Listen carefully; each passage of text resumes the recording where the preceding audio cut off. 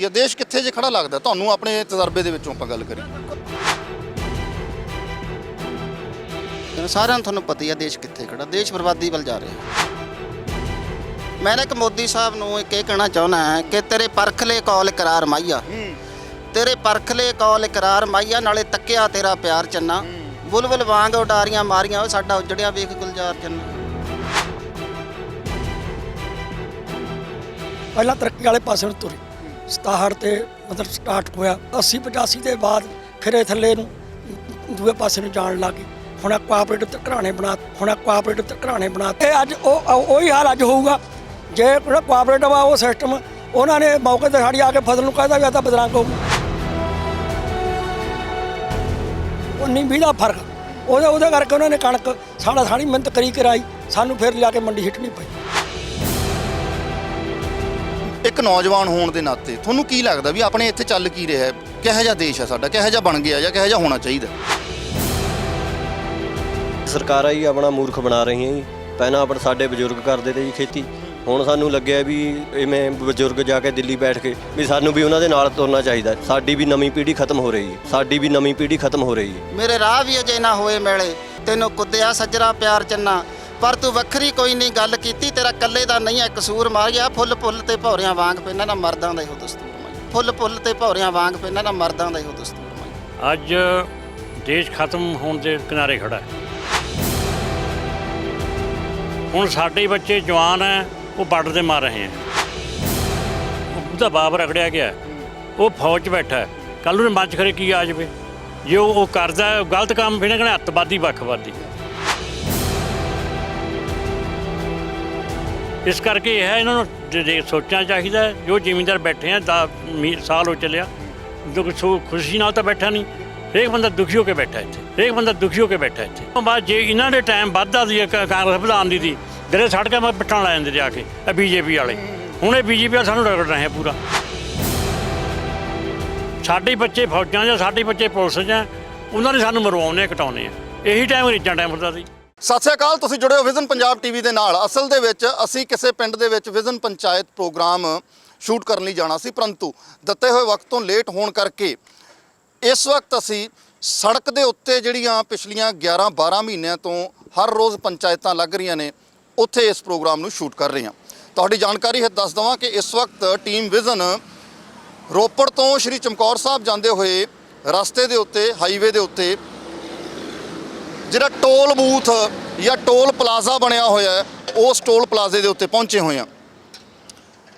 ਸੜਕਾਂ ਦੇ ਉੱਤੇ ਲੱਗ ਰਹੀ ਪੰਚਾਇਤ ਦਾ ਜ਼ਿਕਰ ਮੈਂ ਇਸ ਕਰਕੇ ਕੀਤਾ ਕਿ ਤੁਹਾਨੂੰ ਸਾਰਿਆਂ ਨੂੰ ਚੰਗੇ ਤਰੀਕੇ ਨਾਲ ਪਤਾ ਹੈ ਪਿਆਰੇ ਦਰਸ਼ਕੋ ਕਿ ਜਦੋਂ ਤੋਂ ਆਰਡੀਨੈਂਸਾਂ ਤੋਂ ਬਾਅਦ ਕਾਨੂੰਨ ਬਣ ਕੇ ਖੇਤੀ ਦੇ 3 ਕਾਨੂੰਨ ਆਏ ਔਰ ਜਿਸ ਤਬਕੇ ਲਈ ਕਾਨੂੰਨ ਬਣੇ ਉਸ ਤਬਕੇ ਨੇ ਕਿਹਾ ਕਿ ਭਾਈ ਸਾਨੂੰ ਇਹ ਕਾਨੂੰਨ ਮਨਜ਼ੂਰ ਨਹੀਂ।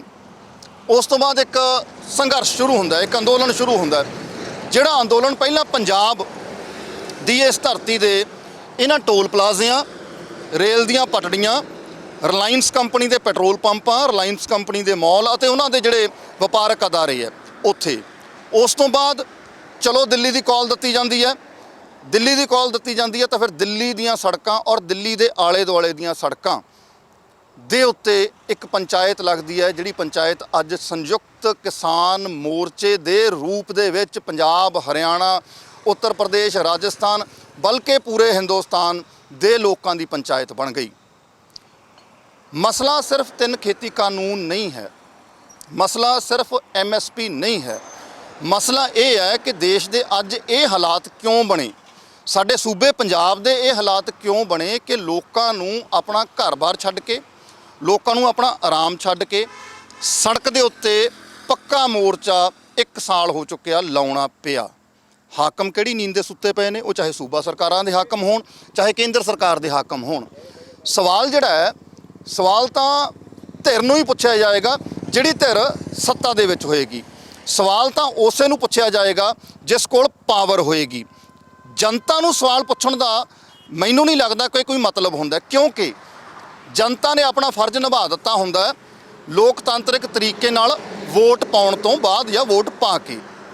ਉਸ ਤੋਂ ਬਾਅਦ ਜਿਹੜੀ ਜਨਤਾ ਹੈ ਉਹ ਸਰਕਾਰ ਦੇ ਉੱਤੇ ਨਿਰਭਰ ਹੋ ਜਾਂਦੀ ਹੈ, ਕਿਉਂਕਿ ਸਰਕਾਰ ਨੇ ਉੱਦਾਂ ਦੀਆਂ ਸਕੀਮਾਂ ਵੈਲਫੇਅਰ ਜਿਹੜੀਆਂ ਸਕੀਮਾਂ ਨੇ ਉਹ ਲੈ ਕੇ ਆਉਣੀਆਂ ਹੁੰਦੀਆਂ ਨੇ ਤਾਂ ਕਿ ਲੋਕ ਜਿਹੜੇ ਨੇ ਉਹ ਰੰਗੀ ਵਸਣ, ਖੁਸ਼ਹਾਲ ਵਸਣ। ਲੋਕਾਂ ਦੇ ਜਿਹੜੇ ਮਸਲੇ ਨੇ ਉਹ ਰੋਜ਼ਗਾਰ ਤੋਂ ਲੈ ਕੇ ਉਹਨਾਂ ਦੇ ਪਰਿਵਾਰ ਦੀਆਂ ਖੁਸ਼ੀਆਂ ਤੱਕ, ਉਹਨਾਂ ਦੇ ਵਪਾਰ ਤੱਕ, ਵਪਾਰ ਤੋਂ ਅੱਗੇ ਫਿਰ ਇਸ ਦੇਸ਼ ਦੇ ਢਾਂਚੇ ਦੇ ਵਿੱਚ ਆਪਣੇ ਯੋਗਦਾਨ ਦੇ ਰੂਪ ਦੇ ਵਿੱਚ। ਸੋ ਵਿਜ਼ਨ ਪੰਚਾਇਤ ਸੜਕ ਦੇ ਉੱਤੇ ਹੀ ਲੱਗ ਚੁੱਕੀ ਹੈ ਜੀ। ਟੋਲ ਪਲਾਜ਼ਾ ਤੁਹਾਨੂੰ ਨਜ਼ਰ ਆਉਂਦਾ ਹੈ। ਸਾਡੀਆਂ ਉਹ ਧਰੋਰਾਂ ਬੈਠੀਆਂ ਨੇ ਜਿਨ੍ਹਾਂ ਕੋਲੇ ਉਮਰਾਂ ਦੇ ਲੰਬੇ ਤਜਰਬੇ ਆ। ਸਾਡੇ ਬਜ਼ੁਰਗ ਬੈਠੇ ਆ, ਸਾਡੇ ਬਾਪੂ ਸਾਡੇ ਕੋਲ ਬੈਠੇ ਆ।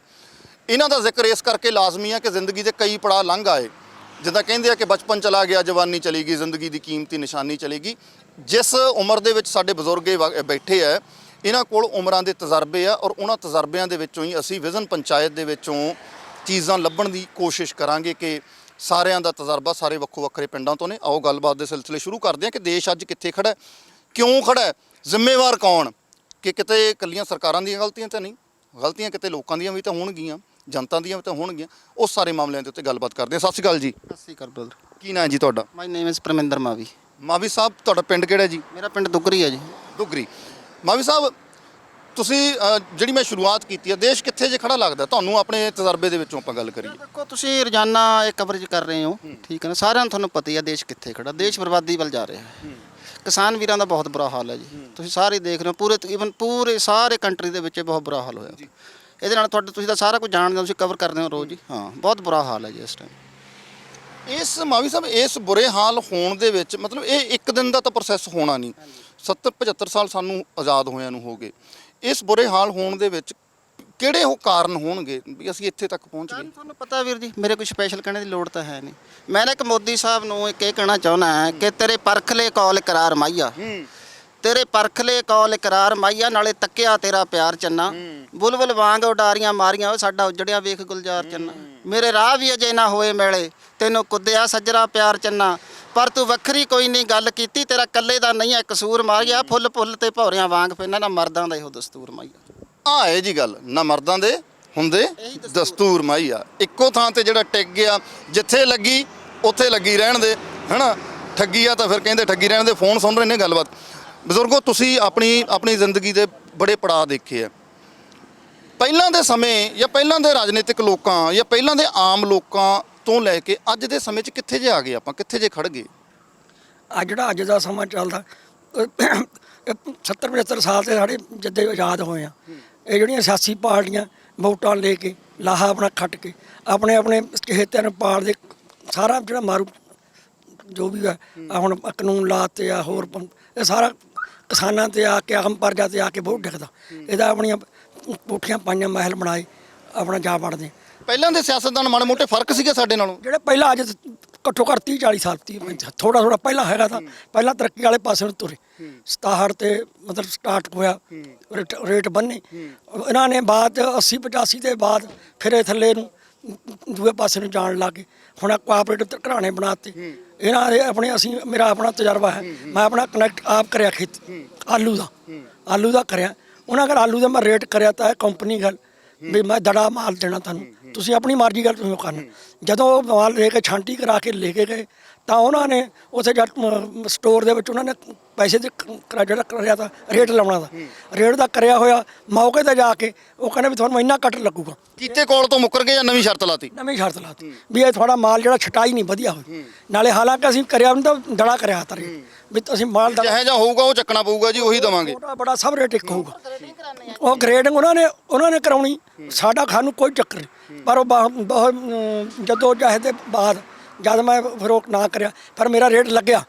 ਪਰ ਲੱਗਿਆ ਫਿਰ ਲੋਕ ਤਾਂ ਹਰਾਸਮੈਂਟ ਕਿੰਨੇ ਉਹ ਮਤਲਬ ਹੋਇਆ, ਉੱਥੇ ਜਾਮ ਲੱਗਿਆ ਤਾਂ ਉਹ ਰੇਟ ਹੋਇਆ। ਇਹ ਤਾਂ ਤੁਸੀਂ ਮੰਨ ਲਓ ਤੁਸੀਂ ਜਾਗਰੂਕ ਸੀਗੇ ਤਾਂ ਤੁਸੀਂ ਸਟੈਂਡ ਲੈ ਗਏ, ਤੁਸੀਂ ਆਪਣੀ ਪੱਖ ਦੀ ਗੱਲ। 10-15 ਸਾਲ ਆਪਣੀ ਕਿਆ ਨਾਮ ਆਪਣੀ ਜਿਹੜੀ ਆ ਝੋਨੇ ਦੀ ਗੱਲ ਕਰ ਰਹੇ ਹੋ? ਆਲੂ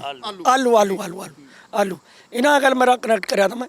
ਇਹਨਾਂ ਨੇ ਮੈਨੂੰ ਜਿਹੜਾ ਰੇਟ ਕਰਿਆ ਤਾਂ ਉਹ ਰੇਟ ਪਰ ਆ ਕੇ ਮੁੱਕਰ ਕੇ ਮੌਕੇ 'ਤੇ ਉਹਦੇ ਵੀ ਤੇਰਾ ਆਲੂ ਆਏ ਆ, ਤੇਰਾ ਛੋਟਾ ਬੜਾ ਆਏ ਆ, ਉਹਦੇ ਆ ਕੇ ਫਿਰ ਜਦੋਂ ਜਾ ਕਰਨ ਦੇ ਬਾਅਦ ਫਿਰ ਉਹ ਬੰਬੇ ਦੇ ਫਿਰ ਦੁਬਾਰੇ ਆਇਆ, ਮੈਂ ਜਾਮ ਲਾ ਕੇ ਰੱਖਿਆ ਤਾਂ ਮੇਰਾ ਆਲੂ ਵਿਕਿਆ। ਸਮਝੀ? ਦੇਖੋ ਦੋਸਤੋ, ਆਹ ਇਹ ਤਜਰਬੇ ਦੀ ਗੱਲ ਕਿ ਕਾਰਪੋਰੇਟ ਘਰਾਣੇ ਪਹਿਲਾਂ ਇਸੇ ਕਰਕੇ ਜਿਹੜੀ ਕੰਟਰੈਕਟ ਫਾਰਮਿੰਗ ਦੀ ਗੱਲ ਹੋ ਰਹੀ ਹੈ ਕਿ ਉਹਦੇ ਵਿੱਚ ਤਾਂ ਫਾਇਦਾ ਹੀ ਫਾਇਦਾ। ਇਹ ਵੀ ਇੱਕ ਤਜਰਬਾ ਹੈ ਵੀ ਪਹਿਲਾਂ ਜਿਹੜੀ ਲਿਖਤ ਹੋਈ ਉਹਦੇ ਵਿੱਚ ਦੜੇ ਦੇ ਮਾਲ ਦੀ ਗੱਲ ਕੀਤੀ ਗਈ, ਭਾਈ ਜੋ ਹੋਏਗਾ ਜਿਵੇਂ ਹੋਏਗਾ ਉਹ ਤੁਹਾਨੂੰ ਦੇਵਾਂਗੇ, ਤੁਸੀਂ ਉਹੀ ਚੱਕੋਗੇ। ਪਰ ਜਦੋਂ ਸਟੋਰ ਦੇ ਵਿੱਚ ਪਹੁੰਚ ਗਿਆ ਉੱਥੇ ਜਾ ਕੇ ਕਹਿੰਦੇ ਨਾ ਜੀ ਛੋਟਾ ਹੈ ਜੀ, ਵੱਡਾ ਹੈ ਜੀ, ਇਹ ਤਾਂ ਹਰਾ ਹੈ ਜੀ, ਇਹ ਤਾਂ ਪੀਲਾ ਹੈ ਜੀ, ਇਹ ਤਾਂ ਨੀਲਾ ਜੀ, ਯਾਨੀ ਕਿ ਉਹਦੇ ਵਿੱਚੋਂ ਫਿਰ ਕੱਟ ਲਾਉਣ ਦੀ ਗੱਲ। ਇਹ ਹੈ ਕਾਰਪੋਰੇਟ ਘਰਾਣਿਆਂ ਦਾ ਅਸਲੀ ਜਿਹੜਾ ਪਾਇਆ ਹੋਇਆ ਉੱਪਰ ਲਬਾਦਾ ਹੁੰਦਾ। ਅਸਲ 'ਚ ਇਹ ਹੁੰਦਾ ਕਿ ਮੌਕੇ ਤੇ ਫਿਰ ਦੇਖੋ, ਮੌਕੇ ਤੇ ਫਿਰ ਜ਼ਿਮੀਂਦਾਰ ਇਹ ਸੋਚਦਾ ਕਿ ਮੇਰੀ ਇੰਨੀ ਮਿਹਨਤ ਹੈ, ਮੇਰੀ ਇੰਨੀ ਲਾਗਤ ਹੈ, ਵਟਿਆ ਸੱਟਿਆ ਜੋ ਆਉਂਦਾ ਉਹ ਦੇ ਲਈਏ। ਜੇ ਇਹ ਸੁੱਟ ਕੇ ਆ ਜਾਂਦੇ ਬਜ਼ੁਰਗ ਤਾਂ ਉਹਨਾਂ ਦਾ ਦੜਾ ਮਤਲਬ ਕਾਮਯਾਬ ਹੋ ਜਾਣਾ ਸੀ, ਉਹਨਾਂ ਦੀ ਸਕੀਮ ਕਾਮਯਾਬ ਹੋਣੀ ਸੀ। ਪਰ ਇਹ ਅੜੇ ਸੰਘਰਸ਼ ਕੀਤਾ, ਜਾਮ ਲਾ ਕੇ ਰੱਖੇ, ਤਾਂ ਫਿਰ ਕਿਤੇ ਜਾ ਕੇ ਉਹ ਜਿਹੜੀ ਜਿੱਤ ਹੈ ਜਾਂ ਜਿਹੜਾ ਉਹ ਕੌਲ ਕਰਾਰ ਕੀਤਾ ਹੋਇਆ ਸੀ। ਜੀ ਜੀ ਜੀ ਜੀ ਇਹ ਜਿਹੜਾ ਕਣਕ ਮੈਂ ਬੀਜਾਂ ਵਾਲਿਆਂ ਦੇ ਕੰਟੈਕਟ ਕਰਕੇ ਬੀਜੀ ਅਤੇ 20 ਸਾਲ ਪਹਿਲਾਂ ਉਹਨਾਂ ਨੇ ਮੇਰੇ ਕੋਲ ਰੇਟ ਤੈਅ ਕਰਿਆ ਵੀ ਇੰਨਾ ਰੇਟ ਤੈਨੂੰ ਦਊਂਗੇ, ਤੂੰ ਸਾਰੀ ਉਹ ਦੇਖ ਰੇਖ ਉਹ ਕਰਦੇ ਰਹੇ ਆਪ, ਵੀ ਆਹ ਡੱਕਾ ਚੁਕੋ, ਆਹ ਸਪਰੇਅ ਕਰੋ, ਸਾਰਾ ਕੁਛ ਉਹਨਾਂ ਨੇ ਕਣਕ ਬਜਾਈ। ਮੌਕੇ ਤੇ ਆਉਣ ਗੱਲ 15 ਦਿਨ ਪਹਿਲਾਂ ਬਾਰਿਸ਼ ਹੋ ਗਈ, ਉਹ ਕੁਦਰਤੀ ਉਹ ਰੰਗ ਦਾ ਜਿਹੜਾ ਬਦਰੰਗ ਹੋ ਗਿਆ, ਥੋੜਾ ਫਰਕ ਪੈ ਗਿਆ। ਉਹਨਾਂ ਨੇ ਜਦੋਂ ਟਾਈਮ ਆਇਆ ਉਹ ਵੀ ਮੁੱਕਰ ਗਏ। ਜੇ ਅੱਜ ਉਹੀ ਹਾਲ ਅੱਜ ਹੋਊਗਾ, ਜੇ ਜਿਹੜਾ ਕੋਆਪਰੇਟਿਵ ਆ ਉਹ ਸਿਸਟਮ ਉਹਨਾਂ ਨੇ ਮੌਕੇ ਤੇ ਸਾਡੀ ਆ ਕੇ ਫਸਲ ਨੂੰ ਕਹਿੰਦਾ ਵੀ ਆ ਤਾਂ ਬਦਰੰਗ ਹੋ ਗਈ। ਹਾਂ, ਉਹ ਨਾਲੇ ਮਾਮੂਲੀ ਫਰਕ ਦਾ, ਕੋਈ ਖਾਸ ਫਰਕ ਨਹੀਂ ਦਾ, 19-20 ਦਾ ਫਰਕ। ਉਹਦੇ ਕਰਕੇ ਉਹਨਾਂ ਨੇ ਕਣਕ ਸਾਰੀ ਮਿਹਨਤ ਕਰਾਈ, ਸਾਨੂੰ ਫਿਰ ਲਿਆ ਕੇ ਮੰਡੀ ਸਿੱਟਣੀ ਪਈ। ਜੇ ਮੰਡੀ ਨਾ ਹੁੰਦੀ ਤਾਂ ਫਿਰ ਅਸੀਂ ਕਿੱਥੇ ਲੈ ਕੇ ਜਾਂਦੇ ਉਹਨੂੰ, ਘਰ ਰੱਖਦੇ, ਕਿਆ ਕਰਦੇ ਉਹਨੂੰ। ਇਹ ਦੋ ਵਾਰ ਮੈਂ ਕਰਿਆ, ਦੋਵੇਂ ਵਾਰ ਮੇਰੇ ਕੋਲ ਇਹ ਬੀਤੀ ਆ। ਦੇਖੋ ਜੀ, ਇਹ ਨਿੱਜੀ ਤਜਰਬੇ 'ਚੋਂ ਗੱਲ ਦੇਖੋ, ਆਲੂ ਦੀ ਐਗਜ਼ਾਮਪਲ ਸਾਡੇ ਸਾਹਮਣੇ ਆ ਗਈ। ਕਾਰਪੋਰੇਟ ਘਰਾਣੇ ਨਾਲ ਕੌਲ ਕਰਾਰ ਹੋਇਆ ਔਰ ਕੰਪਨੀ ਦਾ ਬੀਜ ਲੈ ਕੇ ਕੰਪਨੀ ਦੇ ਦੱਸੇ ਤਰੀਕੇ ਦੇ ਨਾਲ ਜਦੋਂ ਕਣਕ ਤਿਆਰ ਕੀਤੀ। ਕੁਦਰਤ ਹੈ ਬਾਈ, ਕੁਦਰਤ ਨੇ ਜੇ ਚਾਰ ਛਿੱਟੇ ਪਾਤੇ ਤਾਂ ਠੀਕ ਹੈ ਕਿ ਫਸਲ ਦੇ ਉੱਤੇ ਉਹਦਾ ਅਸਰ ਹੋਣਾ ਹੀ ਹੈ। ਪਰ ਫਿਰ ਵੀ ਗੱਲ ਇਹਨਾਂ ਦੀ ਸੀ ਕਿ ਜੇ ਮੰਡੀ ਸਿਸਟਮ ਨਾ ਹੁੰਦਾ, ਜਿਹਨੂੰ ਖਤਮ ਕਰਨ ਦੀ ਗੱਲ ਕੀਤੀ ਜਾ ਰਹੀ ਹੈ, APMC ਦੀ ਜਦੋਂ ਗੱਲ ਕਰਦੇ ਹਾਂ ਆਪਾਂ, ਇਸੇ ਮੰਡੀ ਸਿਸਟਮ ਦਾ ਤਾਂ ਰੌਲਾ ਪਾਈ ਬੈਠਾ ਸੰਯੁਕਤ ਕਿਸਾਨ ਮੋਰਚਾ। ਇਸੇ ਕਰਕੇ ਤਾਂ ਵਿਧਾਨ ਪੰਚਾਇਤ ਦੇ ਵਿੱਚ ਅਸੀਂ ਇਹ ਸਵਾਲ ਚੁੱਕਣ ਦੀ ਕੋਸ਼ਿਸ਼ ਕਰ ਰਹੇ ਹਾਂ ਕਿ ਅਸਲ ਦੇ ਵਿੱਚ ਹੋ ਕੀ ਰਿਹਾ ਜਾਂ ਹੁੰਦਾ ਕਿਵੇਂ ਆ। ਉਹ ਸਾਦ ਮੁਰਾਦੇ ਤਰੀਕੇ ਨਾਲ, ਦੇਸੀ ਤਰੀਕੇ ਨਾਲ ਆਮ ਦਰਸ਼ਕ ਨੂੰ ਜਿਹੜੀ ਆ ਗੱਲ ਸਮਝਾਉਣ ਦੀ ਕੋਸ਼ਿਸ਼ ਕਰੀਏ। ਬਾਪੂ ਜੀ ਸਤਿ ਸ਼੍ਰੀ ਅਕਾਲ। ਸਤਿ ਸ਼੍ਰੀ ਅਕਾਲ। ਕੀ ਨਾਂ ਜੀ ਤੁਹਾਡਾ? ਅੱਛਾ, ਇੱਧਰ ਆ ਜਾਂਦੇ, ਇੱਧਰ ਨੌਜਵਾਨਾਂ ਤੋਂ ਵੀ ਗੱਲ ਕਰਦੇ ਆ। ਮੁੰਡੇ ਨੌਜਵਾਨ ਜਦੋਂ ਬੋਲਣਾ ਸਿੱਖ ਜਾਣਗੇ ਅਸੀਂ ਤਰੱਕੀ ਕਰ ਜਾਵਾਂਗੇ। ਉਹਦਾ ਕਾਰਨ ਕੀ ਹੈ? ਉਹਦਾ ਕਾਰਨ ਇਹ ਹੈ ਕਿ ਬਜ਼ੁਰਗਾਂ ਨੇ ਉਮਰ ਹੰਢਾ ਲਈ ਹੈ। ਇਸ ਵਕਤ ਨੌਜਵਾਨੀ ਜੇ ਆਵਾਜ਼ ਚੁੱਕਣੀ ਸ਼ੁਰੂ ਕਰੇਗੀ, ਜੇ ਨੌਜਵਾਨੀ ਸਵਾਲ ਕਰਨਾ ਸ਼ੁਰੂ ਕਰੇਗੀ ਤਾਂ ਫਿਰ ਆਉਣ ਵਾਲੇ ਹਾਕਮਾਂ ਨੂੰ ਫਿਕਰ ਪਿਆ ਰਹਿੰਦਾ ਕਿ ਭਾਈ ਇਹ ਜਾਣਦੇ ਨੇ, ਸਮਝਦੇ ਨੇ ਤੇ ਪੁੱਛਦੇ ਨੇ, ਬੋਲਦੇ ਨੇ। ਕੀ ਨਾਂ ਬਾਈ ਜੀ ਦਾ? ਮਨਪ੍ਰੀਤ ਸਿੰਘ ਜੀ। ਮਨਪ੍ਰੀਤ, ਕਿਹੜਾ ਪਿੰਡ ਆ ਬਾਈ ਜੀ ਦਾ? ਚੱਲੀਆਂ ਕਲਾਂ ਜੀ। ਚੱਲੀਆਂ। ਮਨਪ੍ਰੀਤ ਵੀਰੇ, ਇੱਕ ਨੌਜਵਾਨ ਹੋਣ ਦੇ ਨਾਤੇ ਤੁਹਾਨੂੰ ਕੀ ਲੱਗਦਾ ਵੀ ਆਪਣੇ ਇੱਥੇ ਚੱਲ ਕੀ ਰਿਹਾ ਹੈ? ਕਿਹੋ ਜਿਹਾ ਦੇਸ਼ ਹੈ ਸਾਡਾ, ਕਿਹੋ ਜਿਹਾ ਬਣ ਗਿਆ ਜਾਂ ਕਿਹੋ ਜਿਹਾ ਹੋਣਾ ਚਾਹੀਦਾ? ਨਹੀਂ, ਇਹ ਸਰਕਾਰਾਂ ਹੀ ਆਪਣਾ ਮੂਰਖ ਬਣਾ ਰਹੀਆਂ ਜੀ। ਪਹਿਲਾਂ ਆਪਣੇ ਸਾਡੇ ਬਜ਼ੁਰਗ ਕਰਦੇ ਤੇ ਜੀ ਖੇਤੀ, ਹੁਣ ਸਾਨੂੰ ਲੱਗਿਆ ਵੀ ਇਵੇਂ ਬਜ਼ੁਰਗ ਜਾ ਕੇ ਦਿੱਲੀ ਬੈਠ ਕੇ ਵੀ ਸਾਨੂੰ ਵੀ ਉਹਨਾਂ ਦੇ ਨਾਲ ਤੁਰਨਾ ਚਾਹੀਦਾ। ਸਾਡੀ ਵੀ ਨਵੀਂ ਪੀੜ੍ਹੀ ਖਤਮ ਹੋ ਰਹੀ ਹੈ। ਨਵੀਂ ਪੀੜ੍ਹੀ ਕਿਵੇਂ ਖਤਮ? ਮਤਲਬ ਇੱਕ ਤਾਂ ਚਲੋ ਨਸ਼ੇ ਦੀ ਗੱਲ ਹੋ ਗਈ ਜਾਂ ਬੇਰੁਜ਼ਗਾਰੀ ਦੀ ਗੱਲ ਹੋ ਗਈ, ਕਿਹੜੇ ਮਾਮਲਿਆਂ ਤੇ ਜਿਹੜੇ ਤੁਹਾਡੇ ਮਨ ਦੀ ਆਵਾਜ਼ ਹੈ? ਆਹ ਹੀ ਆਪਣਾ ਜਿਹੜੇ ਕਾਨੂੰਨ ਲਿਆਨੇ ਆ ਜੀ, ਇਹ ਮਾੜੇ ਆ ਜੀ। ਇਹਦੇ ਨਾਲ ਸਾਡਾ ਰੁਜ਼ਗਾਰ ਖਤਮ ਹੋ ਜਾਊਗਾ ਜੀ। ਵਾਹ ਹੀ ਹੈ ਜੀ। ਭਾਵਨਾਵਾਂ ਸਮਝੋ, ਕਈ ਵਾਰੀ ਸ਼ਬਦ ਨਹੀਂ ਹੁੰਦੇ ਹਰ ਬੰਦੇ ਕੋਲੇ, ਔਰ ਜ਼ਰੂਰੀ ਨਹੀਂ ਹੈ ਕਿ ਹਰ ਬੰਦਾ ਬੋਲ ਹੀ ਸਕਦਾ ਹੋਵੇ, ਹਰ ਬੰਦਾ ਬੁਲਾਰਾ ਹੀ ਹੋਵੇ। ਆਓ ਗੱਲਬਾਤ ਦੇ ਸਿਲਸਿਲੇ ਨੂੰ ਅੱਗੇ ਤੋਰਦੇ ਹਾਂ। ਇਹ ਪੰਚਾਇਤ ਥੋੜੀ ਜਿਹੀ ਵੱਖਰੀ ਹੋਣ ਵਾਲੀ ਹੈ। ਵੱਖਰੀ ਹੋਣ ਵਾਲੀ ਇਸ ਕਰਕੇ ਕਿਉਂਕਿ ਆਰਾਮ ਜੇ ਨਾਲ ਗੱਲਾਂ ਹੋ ਰਹੀਆਂ ਨੇ, ਪਰ ਸਵਾਲ ਜਿਹੜੇ ਨੇ ਉਹ ਬੜੇ ਗਹਿਰੇ ਨੇ। ਸਵਾਲ ਨੇ ਜਿਹੜੇ ਉਹ ਬਹੁਤ ਗੰਭੀਰ ਨੇ, ਔਰ ਇਹ ਸਵਾਲ ਸਾਡੇ ਸਿਆਸਤਦਾਨਾਂ ਨੂੰ ਸਿੱਧੇ ਤੌਰ ਦੇ ਉੱਤੇ, ਔਰ ਇਹ ਸਵਾਲ ਸਾਡੇ ਸਿੱਧੇ ਕਾਰਪੋਰੇਟ ਘਰਾਣਿਆਂ ਦੇ ਲਈ ਨੇ ਕਿ ਸਾਨੂੰ ਉਹ ਨੀਤੀਆਂ ਦੀ ਲੋੜ ਨਹੀਂ ਜਿਹੜੀਆਂ ਤੁਸੀਂ ਥੋਪ ਰਹੇ ਹੋ। ਸਤਿ ਸ਼੍ਰੀ ਅਕਾਲ ਬਜ਼ੁਰਗੋ। ਸਤਿ ਸ਼੍ਰੀ ਅਕਾਲ ਜੀ। ਤੁਹਾਡਾ ਨਾਂ ਤੇ ਪਿੰਡ ਜੀ? ਦਰਸ਼ਨ ਸਿੰਘ, ਚੱਲੀਆਂ ਕਲਾਂ। ਬਾਪੂ ਜੀ, ਬੜਾ ਕੁਝ ਦੇਖ ਲਿਆ ਜ਼ਿੰਦਗੀ 'ਚ, ਬੜਾ ਕੁਝ ਹੰਢਾ ਲਿਆ। ਅੱਜ ਕਿੱਥੇ ਖੜੇ ਆ ਆਪਾਂ? ਅੱਜ ਦੇਸ਼ ਖਤਮ ਹੋਣ ਦੇ ਕਿਨਾਰੇ ਖੜਾ ਹੈ, ਕਿਉਂਕਿ ਕਿਸ ਟਾਈਮ ਲਾਲ ਬਹਾਦਰ ਸ਼ਾਸਤਰੀ ਆਇਆ ਸੀ, ਉਹਨੇ ਨਾਰਾ ਲਾਇਆ ਸੀ ਜੈ ਜਵਾਨ ਜੈ ਕਿਸਾਨ। ਕਿਸਾਨਾਂ ਨੇ ਬੜੀ ਕੋਸ਼ਿਸ਼ ਕਰਕੇ ਦੇਸ਼ ਨੂੰ ਦੂਜੇ ਦੇਸ਼ਾਂ ਸਾਹਮਣੇ ਹੱਥ ਅੱਡਣ ਤੋਂ ਹਟਾ ਦਿੱਤਾ ਸੀ। ਉਹ ਤੋਂ ਬਾਅਦ ਜਵਾਨਾਂ ਨੇ ਬਾਰਡਰ 'ਤੇ ਮਦਦ ਕਰੀ। ਹੁਣ ਸਾਡੇ ਬੱਚੇ ਜਵਾਨ ਹੈ, ਉਹ ਬਾਰਡਰ 'ਤੇ ਮਾਰ ਰਹੇ ਹੈ ਕਰਕੇ ਅਡਵਾਨੀ ਕੋਈ ਬੱਚਾ ਨਹੀਂ ਕਿਸੇ ਦਾ, ਕਿਸੇ ਗਰੀਬਾਂ ਦੇ ਬੱਚੇ ਹੈ। ਉਧਰ ਇਹ ਸਾਨੂੰ ਇੱਧਰਲੇ ਪਾਸੇ ਰਗੜ ਰਹੇ ਹੈ ਸਭ ਪਾਸਿਓਂ। ਮੈਂ ਤੁਹਾਨੂੰ ਰੋਕਣਾ ਚਾਹੁੰਦਾ, ਮੈਂ ਇੱਕ ਬਜ਼ੁਰਗਾਂ ਦੀ ਟਿੱਪਣੀ ਦੇ ਵਿੱਚ ਇੱਕ ਟਿੱਪਣੀ ਜੋੜ ਦੇਵਾਂ ਕਿ ਲਖੀਮਪੁਰ ਖੀਰੀ ਦੇ ਵਿੱਚ ਤੁਹਾਨੂੰ ਜਦੋਂ ਥਾਰ ਗੱਡੀ ਦਰੜਦੀ ਹੋਈ ਨਜ਼ਰ ਆਉਂਦੀ ਹੈ, ਇੱਕ ਬਜ਼ੁਰਗ ਜਿਹੜੇ ਪਹਿਲੇ ਉਛਲਦੇ ਆ, ਪਹਿਲੇ ਉਹਨਾਂ ਦਾ ਇੱਕੋ ਇੱਕ ਇਕਲੌਤਾ ਪੁੱਤਰ ਆਰਮੀ ਦੇ ਵਿੱਚ ਹੈ, ਸਰਹੱਦ ਦੇ ਉੱਤੇ ਉਹ ਦੇਸ਼ ਦੀ ਰੱਖਿਆ ਕਰ ਰਿਹਾ। ਪਰ ਉਸ ਦੇ ਬਜ਼ੁਰਗ ਪਿਤਾ ਨਾਲ ਕੀ ਹੋਇਆ ਉਹ ਤੁਹਾਨੂੰ 28 ਸੈਕਿੰਡ ਦੀ ਜਿਹੜੀ ਉਹ ਵੀਡੀਓ ਹੈ ਨਾ ਉਹ ਦਿਖਾਉਂਦੀ ਹੈ। ਪਿਓ ਇਸ ਧਰਤੀ ਦੇ ਵਿੱਚੋਂ ਅੰਨ ਗਾਉਂਦਾ ਹੋਇਆ ਕਿਸੇ ਦੀ ਗੱਡੀ ਥੱਲੇ ਲਿਆ ਕੇ ਮਾਰ ਦਿੱਤਾ ਜਾਂਦਾ ਤੇ ਮੁੰਡਾ ਕਿਸੇ ਵੀ ਦੂਸਰੇ ਦੁਸ਼ਮਣ ਦੇਸ਼ ਦੀ ਆਉਂਦੀ ਹੋਈ ਗੋਲੀ ਜਿਹੜੀ ਆ ਉਹ ਹਿੱਕ ਦੇ ਵਿੱਚ ਖਾ ਕੇ ਉਹ ਉੱਥੇ ਸ਼ਹੀਦ ਹੋ ਸਕਦਾ ਹੈ। ਇਹ ਸਾਡੇ ਦੇਸ਼ ਦਾ ਹਾਲ ਹੈ ਜੀ। ਜਿਵੇਂ ਤੁਸੀਂ ਗੱਲ ਕੰਟੀਨਿਊ ਕਰੋ। ਇਸ ਕਰਕੇ ਵੀ ਹੁਣ ਜੇ ਉਹਦਾ ਬਾਪ ਰਗੜਿਆ ਗਿਆ, ਉਹ ਫੌਜ 'ਚ ਬੈਠਾ ਹੈ, ਕੱਲ੍ਹ ਨੂੰ ਮੱਚ ਖਰੇ ਕੀ ਆ ਜਾਵੇ। ਜੇ ਉਹ ਕਰਦਾ ਗਲਤ ਕੰਮ, ਫਿਰ ਕਹਿੰਦੇ ਅੱਤਵਾਦੀ ਵੱਖਵਾਦੀ। ਇਸ ਕਰਕੇ ਇਹ ਹੈ, ਇਹਨਾਂ ਨੂੰ ਸੋਚਣਾ ਚਾਹੀਦਾ ਹੈ। ਜੋ ਜ਼ਿਮੀਂਦਾਰ ਬੈਠੇ ਆ ਸਾਲ ਹੋ ਚੱਲਿਆ, ਖੁਸ਼ੀ ਨਾਲ ਤਾਂ ਬੈਠਾ ਨਹੀਂ, ਹਰੇਕ ਬੰਦਾ ਦੁਖੀ ਹੋ ਕੇ ਬੈਠਾ ਇੱਥੇ। ਇਸ ਲਈ ਇਹਨਾਂ ਨੂੰ ਚਾਹੀਦਾ ਵੀ ਜਲਦੀ ਤੋਂ ਜਲਦੀ ਕਾਨੂੰਨਾਂ ਨੂੰ ਰੱਦ ਕਰਨ, ਜ਼ਿਮੀਂਦਾਰ ਆਪਣੇ ਘਰਾਂ 'ਚ ਬੈਠਣ, ਉਹਦਾ ਕੰਮ ਕਰਨ। ਆ ਬਾਕੀ ਸਾਨੂੰ ਸਭ ਪਾਸਿਓਂ ਹੁਣ ਜਦ ਤੇਲ ਹੈ, ਕਿਦੋਂ ਡੀਜ਼ਲ ਕਿੱਥੇ ਆ, ਪੈਟਰੋਲ ਕਿੱਥੇ ਚਲੇ ਗਿਆ, ਔਰ ਗੈਸ ਕਿੱਥੇ ਚਲੇ ਗਿਆ। 15 ਰੁਪਏ ਕੱਲ ਫੇਰ ਵਧਾਇਆ ਜੀ, ਪਰਸੋਂ ਫਿਰ ਵਧਾਇਆ। ਉਹ ਤੋਂ ਬਾਅਦ ਜੇ ਇਹਨਾਂ ਦੇ ਟਾਈਮ ਵੱਧਦਾ ਸੀ, ਕਾਂਗਰਸ ਵਧਾਉਣ ਦੀ ਸੀ, ਜਿਹੜੇ ਸੜਕਾਂ ਮੈਂ ਪਿੱਟਣ ਲੈ ਜਾਂਦੇ ਜਾ ਕੇ ਬੀਜੇਪੀ ਵਾਲੇ। ਹੁਣ ਇਹ ਬੀਜੇਪੀ ਵਾਲੇ ਸਾਨੂੰ ਰਗੜ ਰਹੇ ਪੂਰਾ। ਹੁਣ ਜ਼ਿਮੀਂਦਾਰ ਮਜ਼ਦੂਰ ਗਰੀਬ ਜਾਊ ਕਿੱਥੇ? ਸਾਡੇ ਬੱਚੇ ਫੌਜਾਂ 'ਚ, ਸਾਡੇ ਬੱਚੇ ਪੁਲਿਸ 'ਚ, ਉਹਨਾਂ ਨੇ ਸਾਨੂੰ ਮਰਵਾਉਣੇ ਕਟਾਉਣੇ ਆ। ਇਹੀ ਟਾਈਮ ਅੰਗਰੇਜ਼ਾਂ ਟਾਈਮ ਹੁੰਦਾ ਸੀ। ਅੰਗਰੇਜ਼ਾਂ ਟਾਈਮ ਵੀ ਮੁੰਡੇ ਸਾਡੀ ਤੇ ਜੇ ਫੌਜ 'ਚ ਪੁਲਿਸ 'ਤੇ। ਹੁਣ ਹੀ ਕੰਮ ਉਹੀ ਕੰਮ ਸਾਡੇ ਨਾਲ ਹੁਣ ਹੋ ਰਿਹਾ। ਸਾਡੇ ਬੱਚਿਆਂ ਦਾ, ਸਾਡਾ ਦਾ ਭਵਿੱਖ ਖਤਰੇ 'ਚ ਹੈ। ਨੌਕਰੀਆਂ ਸਾਨੂੰ ਹੀ ਰਹੀਆਂ, ਨੌਕਰੀਆਂ ਬਿਨਾਂ ਬੈਠੇ ਆ। ਕਿਸੇ ਨੂੰ ਨੌਕਰੀ ਦੱਸੋ। ਜ਼ਿਮੀਂਦਾਰ ਹੁਣ ਸਾਡੇ 50 ਮੁੰਡੇ ਹੋਣੇ ਪੜ੍ਹੇ ਲਿਖੇ ਬੇਰੁਜ਼ਗਾਰ ਫਿਰਦੇ ਆ। ਕੱਲ੍ਹ ਨੂੰ ਉਹਨਾਂ ਗੰਨਾ ਚੱਕ ਲਿਆ, ਕਰ ਲਿਆ ਕੋਈ, ਫਿਰ ਕਹਿੰਦੇ ਅੱਤਵਾਦੀ ਵੱਖਵਾਦੀ ਬਣ ਗਏ। ਆਹ ਦੇਖੋ ਜੀ, ਇਹ ਸਵਾਲ ਬਹੁਤ ਵੱਡਾ ਹੈ। ਔਰ ਮੈਂ ਇਹਦੇ ਨਾਲ ਇੱਕ ਟਿੱਪਣੀ ਜੋੜ ਦੇਵਾਂ। ਜਿੱਦਾਂ ਬਜ਼ੁਰਗਾਂ ਨੇ ਕਿਹਾ ਕਿ ਸਾਡੇ ਹੀ ਮੁੰਡੇ ਜਿਹੜੇ ਆ ਉਹ ਫੌਜ 'ਚ, ਸਾਡੇ ਹੀ ਬੱਚੇ ਜਿਹੜੇ ਆ ਉਹ ਪੁਲਿਸ ਦੇ ਵਿੱਚ ਨੇ। ਜਗਸੀਰ ਜੀਦਾ ਜਿਹੜਾ ਲੋਕ ਲੇਖਕ ਤੇ ਲੋਕ ਗਾਇਕ ਹੈ, ਉਸ ਦਾ ਲਿਖਿਆ ਹੋਇਆ ਇੱਕ ਸਤਰੀ ਮੈਨੂੰ ਸ਼ਬਦ ਚੇਤੇ ਆ ਰਿਹਾ।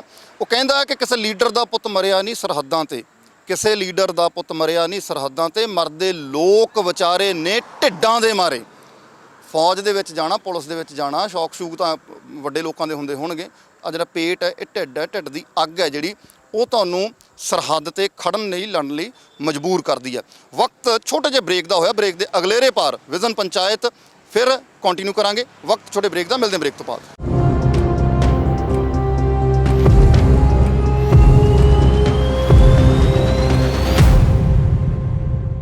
ਸਤਿ ਸ਼੍ਰੀ ਅਕਾਲ। ਬ੍ਰੇਕ ਤੋਂ ਇਸ ਪਾਰ ਫਿਰ ਤੁਹਾਡਾ ਸਵਾਗਤ ਹੈ। ਵਿਜ਼ਨ ਪੰਚਾਇਤ ਲੱਗੀ ਹੋਈ ਹੈ ਸੜਕ ਦੇ ਉੱਤੇ, ਰੋਪੜ ਤੋਂ ਸ੍ਰੀ ਚਮਕੌਰ ਸਾਹਿਬ ਜਾਂਦੇ ਹੋਏ ਟੋਲ ਪਲਾਜ਼ੇ ਦੇ ਉੱਤੇ, ਜਿੱਥੇ ਪਿਛਲੇ 11-12 ਮਹੀਨਿਆਂ ਤੋਂ ਸਾਡੇ ਕਿਸਾਨ ਬਜ਼ੁਰਗ ਵੀਰ ਭਰਾ ਡਟੇ ਹੋਏ ਬੈਠੇ ਨੇ। ਮਸਲੇ ਵੱਡੇ ਨੇ, ਮਸਲੇ ਗੰਭੀਰ ਨੇ। ਬਾਈ ਜੀ, ਲਖੀਮਪੁਰ ਖੀਰੀ ਦੀ ਪਹਿਲਾਂ ਘਟਨਾ ਨੂੰ ਕਿਵੇਂ ਦੇਖਦੇ ਹੋ, ਜਿਹੜਾ ਕੁਝ ਉੱਥੇ ਵਾਪਰਿਆ? ਦੇਖੋ, ਇਹ ਤਾਂ ਬਹੁਤ ਹੀ ਜ਼ਿਆਦਾ ਮੰਦਭਾਗੀ ਘਟਨਾ। ਇੱਦਾਂ ਦਾ ਸੋਚਿਆ ਵੀ ਨਹੀਂ ਸੀ ਜੋ ਉਹਨਾਂ ਨੇ ਕਰਿਆ, ਮਗਰ ਸਰਕਾਰਾਂ ਇਸ ਦੇ ਪਿੱਛੇ ਫਿਰ ਚੁੱਪ ਆ।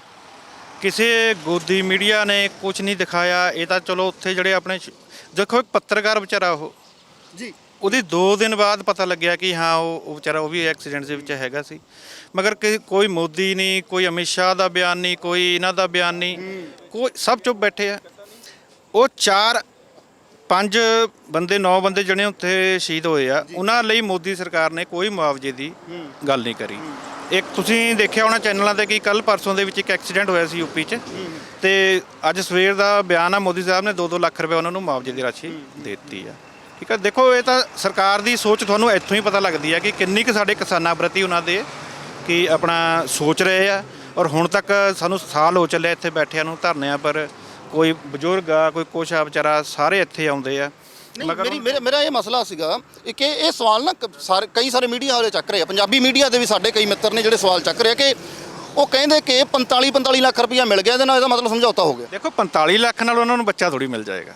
45 ਲੱਖ ਨਾਲ ਅਸੀਂ 45 ਲੱਖ ਨੂੰ ਨਹੀਂ ਮੰਨਦੇ ਕਿ 45 ਲੱਖ ਔਰ ਨੌਕਰੀ ਦੇ ਕੇ ਉਹਨਾਂ ਦਾ ਇਨਸਾਫ ਹੋ ਗਿਆ। ਨਹੀਂ, ਇਨਸਾਫ ਜਦ ਤੱਕ ਉਸ ਦਾ ਜੋ ਮੰਤਰੀ ਆ ਬੇਟਾ, ਉਸ ਨੂੰ ਅਰੈਸਟ ਕਰਕੇ ਉਸ ਨੂੰ ਸਲਾਖਾਂ ਦੇ ਪਿੱਛੇ ਜੋ ਬਣਦੀ ਕਾਰਵਾਈ, ਮੇਰੇ ਹਿਸਾਬ ਨਾਲ ਤਾਂ ਉਹਨੂੰ ਫਾਂਸੀ ਦੀ ਵੱਧ ਤੋਂ ਵੱਧ ਫਾਂਸੀ ਸਜ਼ਾ ਦਿੱਤੀ ਜਾਵੇ। ਇਸ ਤੋਂ ਵੀ ਉਹ ਤਾਂ ਜਾ ਕੇ ਸਾਡੇ ਮਨ ਨੂੰ ਠੰਡ ਪਏਗੀ ਅਗਰ ਉਸ ਨੂੰ ਫਾਂਸੀ ਸਜ਼ਾ ਹੋਏਗੀ, ਤਾਂ ਕਿ ਇਹਨਾਂ ਜਿਹੜੇ ਨਿਰਦਈ ਲੋਕ ਆ ਇਹਨਾਂ ਨੂੰ ਪਤਾ ਲੱਗੇ ਕਿ ਜਿਹੜਾ ਆਮ ਜ਼ਿਮੀਂਦਾਰ ਆ ਉਹ ਵੀ ਇਨਸਾਨ ਆ, ਉਹ ਵੀ ਆਪਣੇ ਹੱਕ ਲਈ ਲੜ ਸਕਦਾ। ਇਹ ਤਾਂ ਗੁੰਡੇ ਆ, ਇਹਨਾਂ ਨੂੰ ਕਿਹਾ, ਇਹਨਾਂ ਨੂੰ ਕੋਈ ਫਰਕ ਪੈਣਾ ਹੀ ਨਹੀਂ ਬਾਈ ਜੀ। ਔਰ ਮੈਂ 45 ਲੱਖ ਵਾਲੀ ਟਿੱਪਣੀ ਵੀ ਦੋਸਤੋ ਇਸ ਕਰਕੇ ਕਰਦਾ, ਦੇਖੋ ਕਈ ਸਾਰੇ ਮੀਡੀਆ ਹਾਊਸਿਸ ਨੇ ਗੱਲ ਚੁੱਕੀ ਹੈ, ਸਾਡੇ ਸਾਥੀਆਂ ਨੇ ਚੱਕੀ ਹੈ, ਪੰਜਾਬੀ ਪੱਤਰਕਾਰਾਂ ਨੇ। 45 ਲੱਖ ਦੀ ਜਿਹੜੀ ਗੱਲ ਹੋਈ ਸੀ ਉਹ ਇਸ ਕਰਕੇ ਹੋਈ ਸੀ ਕਿ ਪੰਜਾਬੀ ਦਾ ਇੱਕ ਸ਼ਬਦ ਹੈ ਕਿ ਘੱਟੋ ਘੱਟ ਮਿੱਟੀ ਕਿਉਂਟੀ ਜਾਵੇ। ਫੇਸਬੁੱਕ 'ਤੇ ਵੀ ਇੱਕ ਵਾਰ ਚੱਲ ਰਹੀ ਹੈ, ਮੈਂ ਕਿਸੇ ਦਾ ਨਾਮ ਨਹੀਂ ਲੈਂਦਾ, ਫੇਸਬੁੱਕ 'ਤੇ ਵੀ ਇੱਕ ਲੜਾਈ ਚੱਲ ਰਹੀ ਹੈ ਕਿ 45 ਲੱਖ ਲੈ ਲਿਆ, ਸਮਝੌਤਾ ਹੋ ਗਿਆ। ਕਿਸੇ ਦੇ ਧੀ ਦੀ, ਕਿਸੇ ਦੇ ਪੁੱਤ ਦੀ ਲਾਸ਼ ਕਿੰਨੇ ਕੁ ਦਿਨ ਤੁਸੀਂ ਸੰਭਾਲ ਕੇ ਸੜਕਾਂ ਦੇ ਉੱਤੇ ਰੱਖ ਲਓਗੇ? ਉਹ ਸਮਝੌਤਾ ਇਸ ਕਰਕੇ ਸੀ ਕਿ ਘੱਟੋ ਘੱਟ ਉਹਨਾਂ ਦਾ ਜਿਹੜਾ ਅੰਤਿਮ ਸੰਸਕਾਰ ਹੈ ਉਹ ਰਸਮਾਂ ਰੀਤਾਂ ਨਾਲ ਔਰ ਸਹੀ ਸਮੇਂ ਸਿਰ ਹੋ ਜਾਵੇ। ਉਹ 45 ਲੱਖ ਵਾਲਾ ਜਿਹੜਾ ਮਾਮਲਾ ਸੀ ਉਹ ਸ਼ਾਇਦ ਇਸ ਕਰਕੇ ਕੀਤਾ ਗਿਆ ਸੀਗਾ ਕਿ ਪਰਿਵਾਰ ਲਾਸ਼ਾਂ ਰੱਖ ਕੇ ਸੜਕਾਂ ਦੇ ਉੱਤੇ ਨਾ ਬੈਠਣ, ਬੰਦੇ ਦੀ ਜਿਹੜੀ ਮਤਲਬ ਮ੍ਰਿਤਕ ਦੇਹ ਹੈ ਉਹ ਸੜਕਾਂ ਦੇ ਉੱਤੇ ਨਾ ਰੁਲੇ, ਉਹ ਸਮਝੌਤਾ ਉਸ ਤੱਕ ਸੀ। ਸੰਯੁਕਤ ਕਿਸਾਨ ਮੋਰਚੇ ਨੇ ਵੀ ਸਾਫ਼ ਸਪਸ਼ਟ ਕਰ ਦਿੱਤਾ ਕਿ ਜਦੋਂ ਤੱਕ ਟੈਨੀ ਔਰ ਉਸ ਦਾ ਪੁੱਤਰ ਜਿਹੜਾ ਹੈ ਉਸ ਨੂੰ ਗ੍ਰਿਫਤਾਰ ਕਰਕੇ ਉਸ ਨੂੰ ਬਣਦੀ ਕਾਰਵਾਈ ਨਹੀਂ ਕੀਤੀ ਜਾਂਦੀ ਉਸ ਤੇ, ਉਦੋਂ ਤੱਕ ਅਸੀਂ ਲਖੀਮਪੁਰ ਖੀਰੀ ਦੀ ਘਟਨਾ ਨੂੰ ਨਾ ਤਾਂ ਭੁਲਾਵਾਂਗੇ, ਨਾ ਉਸ ਦੇ ਵਿੱਚ ਉਦੋਂ ਤੱਕ ਕੋਈ ਸਮਝੌਤਾ ਹੈ। ਇਹ ਸਮਝਣ ਵਾਲੀ ਗੱਲ ਹੈ। ਤੁਹਾਡੇ ਕੋਲੇ ਦੁਬਾਰਾ ਆਉਣਾ। ਸਤਿ ਸ਼੍ਰੀ ਅਕਾਲ ਬਾਈ। ਬਾਪੂ ਕੀ ਨਾਂ ਜੀ ਤੁਹਾਡਾ? ਜਗਪਾਲ ਸਿੰਘ ਆ, ਪਿੰਡ ਖੇੜੀ ਸਲਾਵਤਪੁਰ। ਕਿਹੜਾ ਪਿੰਡ ਜੀ? ਖੇੜੀ ਸਲਾਵਤਪੁਰ। ਖੇੜੀ ਸਲਾਵਤਪੁਰ। ਦੇਖੋ 4 ਪਿੰਡਾਂ ਦੇ ਸਾਨੂੰ ਸੱਜਣ ਮਿਲ ਗਏ। ਬਾਪੂ ਤੁਹਾਡੇ ਹਿਸਾਬ ਨਾਲ ਸਰਕਾਰ ਲੱਗਦੀ ਆ ਵੀ ਮੰਨੂਗੀ, ਕੇਂਦਰ ਦੀ ਸਰਕਾਰ ਆ, ਖੇਤੀ ਕਾਨੂੰਨਾਂ ਨੂੰ ਲੈ ਕੇ? ਜਿਹੜੇ ਇਹ ਮਸਲੇ ਆ 3 ਖੇਤੀ ਕਾਨੂੰਨ, ਇਹ ਸਿਰਫ ਨਾ ਤਾਂ ਸਿੱਖਾਂ ਵਾਸਤੇ ਨਾ ਮੁਸਲਮਾਨਾਂ ਵਾਸਤੇ ਆ, ਇਹ ਤੇ ਹਰੇਕ ਕੌਮ ਵਾਸਤੇ, ਹਰੇਕ ਜੋ ਕੰਮ ਕਰਦੇ ਆ, ਦਿਹਾੜੀ ਕਰਦੇ ਆ, ਆੜ੍ਹਤੀ ਆ ਜਾਂ ਵਪਾਰੀ ਆ, ਹਾਂਜੀ, ਉਹਨਾਂ ਸਾਰਿਆਂ ਵਾਸਤੇ ਇਹ ਕਾਨੂੰਨ ਬਹੁਤ ਮੰਦਭਾਗੇ ਆ। ਇੱਕ ਲਖਮੀਰਪੁਰ ਯੂਪੀ ਦੀ ਘਟਨਾ ਆਈ ਆ। ਦੇਖੋ ਗੱਲ ਸੁਣੋ, ਅਸੀਂ ਤਾਂ ਇੱਕ ਚੀਜ਼ ਆ, ਸਾਡੇ ਤਾਂ ਇੱਕੇ ਗੱਲ ਕਹਿੰਦੇ ਆ ਵੀ ਉੱਥੇ ਦੁਰਘਟਨਾ ਹੋਈ, ਇਹ ਗਲਤ ਗੱਲ ਆ। ਕੋਈ ਦੁਰਘਟਨਾ ਨਹੀਂ ਹੋਈ, ਸੋਚੀ ਸਮਝੀ ਸਕੀਮ ਦੇ ਤਹਿਤ ਕੀਤਾ ਗਿਆ। ਜਦ ਹਰੇਕ ਬੰਦੇ ਨੇ ਵੀਡੀਓ ਦੇਖੀ ਆ ਜਾਂ ਉਹਦੇ ਵਿੱਚ ਇਹਨਾਂ ਨੇ ਇੱਕ ਚੀਜ਼ ਦੇਖੀ ਆ ਵੀ ਇੱਕ ਜੀਪ ਬਹੁਤ ਤੇਜ਼ ਆਉਂਦੀ ਆ ਤੇ ਇੱਕ ਮੂਹਰੇ ਇੱਕ ਸਰਦਾਰ ਖਾਦੇ ਬੰਦੇ ਉਹਦੇ ਖੜੇ ਆ ਹੈਲੀਪੈਡ ਤੇ, ਜੋ ਬਣਾਇਆ ਉਹਦਾ ਇਹਨਾਂ ਨੇ, ਤੇ ਉਹ ਜੀਪ ਸਿੱਧੀ ਉਹਨੂੰ ਰੌਂਦ ਤੇ ਚਲੀ ਗਈ। ਹਾਂਜੀ ਠੀਕ ਆ, ਉਸ ਟਾਈਮ ਇਹਨਾਂ ਦੇ ਕਿਸਾਨਾਂ ਦੇ 4 ਬੰਦੇ ਮਰ ਗਏ, ਜਦ ਕਿ ਉਹ ਮਰੇ ਨਹੀਂ, ਕਤਲ ਕੀਤੇ ਗਏ। ਹਾਂਜੀ ਫਿਰ ਉਸ ਤੋਂ ਬਾਅਦ ਦੰਗਾ ਭੜ ਗਿਆ। ਦੇਖੋ ਗੱਲ ਸੁਣੋ, ਜਿਹਦੇ ਜਦ ਸਾਡੇ ਪਰ ਕੋਈ ਹਮਲਾ ਕਰੂੰਗੇ ਤਾਂ ਅਸੀਂ ਆਪਣਾ ਬਚਾਅ ਤਾਂ ਕਰੂੰਗੇ। ਹਾਂਜੀ ਫੇਰ ਕਹਿੰਦੇ ਜੀ ਇਹ ਭਾਜਪਾ ਦਾ ਮਰੇ ਆ ਜੀ, 3 ਇੱਕ ਪੱਤਰਕਾਰ ਮਰੇ, ਇੱਕ ਡਰਾਈਵਰ ਮਰਿਆ। ਜੋ ਡਰਾਈਵਰ ਆ ਉਹ ਬਿਲਕੁਲ ਇਹ ਗਲਤ ਆ, ਡਰਾਈਵਰ ਨੂੰ ਸ਼ੋਅ ਕਰੇ ਵੀ ਉਹ ਡਰਾਈਵਰ ਤਾਂ।